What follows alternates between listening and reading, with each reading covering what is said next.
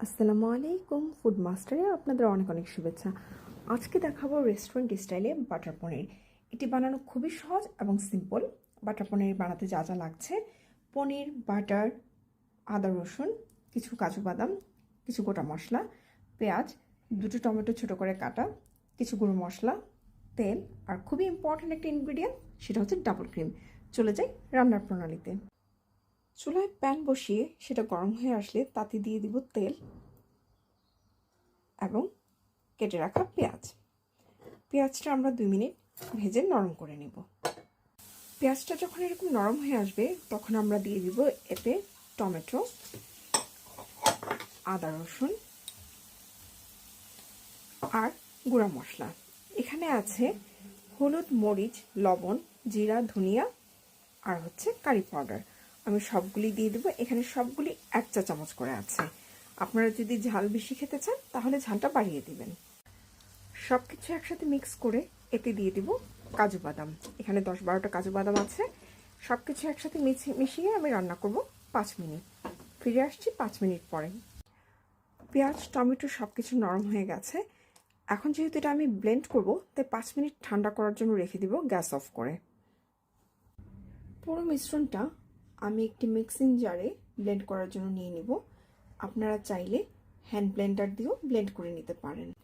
Blend করার পরে কালারটা দেখুন কত সুন্দর এসেছে। এটা আমি একপাশে রেখে এবার চলে যাব দ্বিতীয় ধাপে।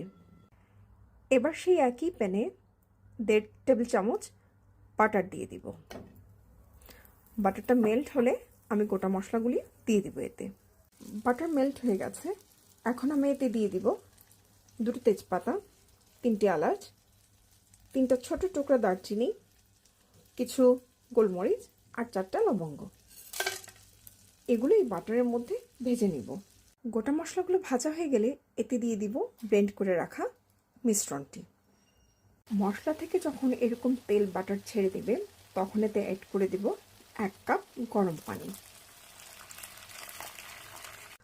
মশলাটাকে খুব ভালো করে নেড়েচেড়ে রান্না করে নেব। রেস্টুরেন্টে তো নর্মালি এই মশলাটাকে ছেঁকে নেয়, বাট আমি খুব ভালো করে ব্লেন্ড করে নিয়েছি, তাই ছাকার প্রয়োজন হয়নি। আপনারা চাইলে ছেঁকে নিতে পারেন। এতে কোনো লাম্পস নেই। সব কিছু খুব সুন্দর করে ব্লেন্ড হয়ে গেছে। আমি আরও কিছুক্ষণ এটাকে রান্না করে নেব। মিডিয়াম ফ্লেমে 8 মিনিট এই মশলাটাকে রান্না করার পর আমি এখানে পনির দিয়ে দিব। পনিরগুলোকে আমি এভাবে কিউব করে কেটে নিয়েছি। সবগুলো পনির আমি মশলাতে দিয়ে দিব। পনির ভাজার দরকার নেই, কেউ চাইলে ভেজে নিতে পারেন, বাট না ভেজেও এই রান্নাটা খুবই মজা হয়। বাট আপনি না ভেজে দিলেও এটা বেশ খেতে মজা হবে। রেস্টুরেন্টে এই বাটার পনির মূলত নানের সাথে সার্ভ করে, বাট আপনি চাইলে এটা ভাত, পোলাও, পরোটা সব কিছুর সাথে খেতে পারেন। এটা খেতে কিন্তু খুবই মজা। পনির দিয়ে 5 মিনিট রান্না করার পর এতে আমরা দিয়ে দিব ডাবল ক্রিম।